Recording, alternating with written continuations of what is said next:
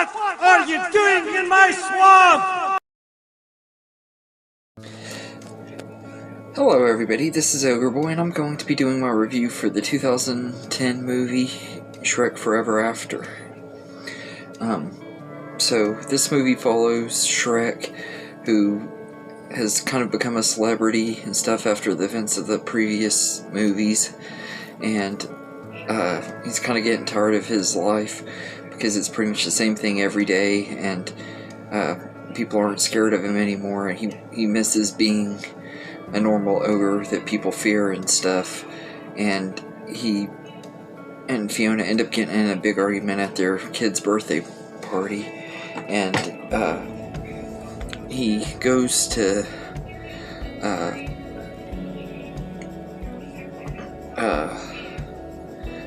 cool down and stuff after their argument, and he comes across Rumpelstiltskin, and it's established earlier in the movie that Rumpelstiltskin was planning on making a deal with King Harold and Queen Lily to get Fiona freed from the castle right before they find out that Shrek rescued her. And so Rumpelstiltskin is kind of living off the trash and homeless and stuff because nobody's willing to make deals with him anymore. And Shrek comes across him and helps him out, and Rumpel offers him a deal and everything, and Shrek falls for it and agrees to give him a day from his childhood in order to have a day to feel like a normal ogre again. And what he doesn't know is Rumpel is taking the day that he was born, so that when that day is over, Shrek will never have existed, and Rumpel's plans and stuff will be able to go through and everything, where he can be running far, far away. And Fiona and a bunch of ogres are in hiding, and kind of have this like rebellion resistance thing against Rumpel and these wicked witches and stuff and everything. It's a really interesting movie because we get to see what all these characters are like in a different universe, an alternate reality where Shrek didn't save Fiona from the Dragon's Keep and stuff, and now Shrek is having to convince Donkey to be his friend again, and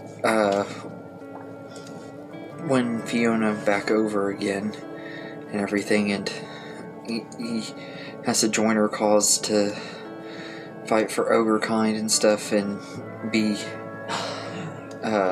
and everything to get her to fall in love with him again and stuff before his day is up and everything. He has 24 hours to do this, and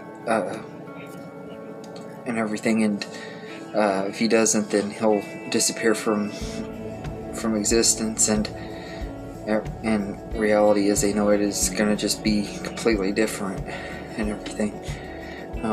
But this is one of my absolute favorite movies in the franchise. I absolutely love this one, and I know some people really liked it, some people didn't, some thought it was just okay and everything, but from the first time that I saw this movie, which part of that could have been because I was on a date with a really special girl that I dated that passed away a few months after this movie came out and stuff, and it was the very last time I ever got to see her and everything, because she had leukemia and everything, and like the day after we saw this, she had found out that she only had a year to live, so she broke up with me because she didn't want me to go through watching her have to die and everything, and I didn't know about it till a few years ago, but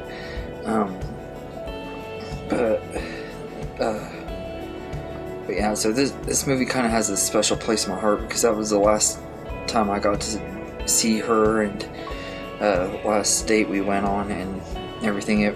Shrek was kind of our thing. She loved it as much as I did and everything, so she was my ogre girl. But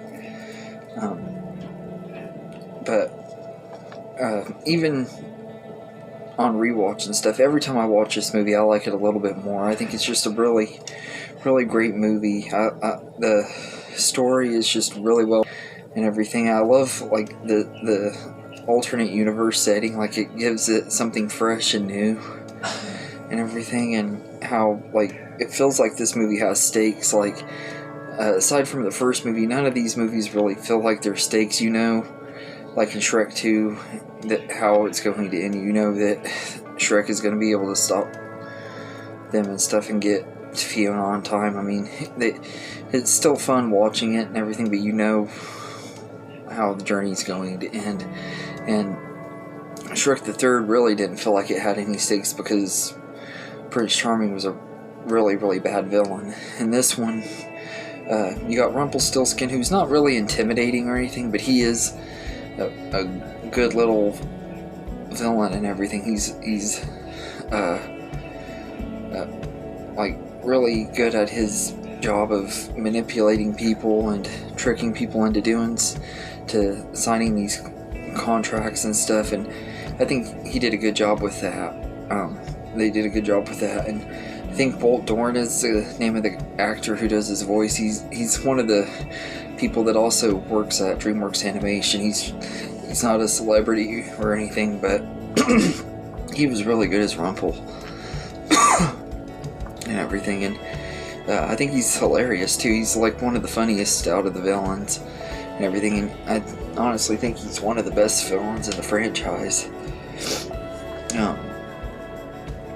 But I really enjoyed him, and you get some new characters, some like the main three ogres and stuff that are introduced. They are introduced to this rebellion of a whole bunch of different ogres, but the three main ones that they interact with are, I think Brogan is the name of the big one. He's voiced by John Hamm, and then Jane Lynch does the voice of Gretchen, and the cook for the ogres and stuff is named Cookie, and he's voiced by Craig Robinson. I almost said Craig T. Nelson, and he's absolutely hilarious, a very likable character. And they're all really likable and stuff. I wish they would have had more to do in this movie though, because they're in here quite a bit, but they don't have a lot to do in here. But I like all of them, and Harry Gregson Williams' score is amazing. It's like the best score in this franchise since the first one and everything. Although the score for the second one was really good too, but it's even better than that one. Like it has a really different feel to it and stuff. And this movie, to me, I really enjoyed like the whole alternate reality, and it does have a lot of It's a Wonderful Life vibes. And I know some people don't like it because of that, but I actually think that's one of the charms of it and stuff. Like It's a Wonderful Life is an amazing movie, so taking that story and adding it to Shrek is actually kind of a unique way to do it. And this was a fitting ending to the franchise, although there was rumors that there's going to be a fifth one, and for a long time I wouldn't have wanted one, but now that it's been over 10 years and stuff, I really miss seeing these characters and new stuff and everything. So if they bring them back and do a fifth movie, then I just say bring it on. I'm ready for it, because this is a really good franchise. I don't think the sequels and stuff hold up as well as the first one for the most part, but this one comes really close and everything. I just absolutely love Shrek Forever After. I think it's a really, really great movie, and really good ending to the franchise, at least for the time being, although it wasn't technically the full end, because we still got Halloween special and the Puss in Boots spin-off movie as well, which I'm going to be reviewing that tomorrow. But I say the animation in this is really good too. Like out of all the movies, this is the one where it kind of showed the advance in the animation and everything, and with it being the latest movie, the animation looks the best, and I think it looks really good, and they did a really good job. And the jokes in here are really funny too, but it also has a lot of heart and really touching moments. There's some parts in there that are really sad, and everything. So they mix the humor and everything. So, but yeah, so I'd say I'd give Shrek Forever After a 9.5 out of 10. It's a really great movie. One of my personal favorites for personal reasons and just because I really enjoyed the story on this one. But yeah, so let me know in the comments what you think of this movie, and I hope you enjoyed this video, and have a good day, everybody.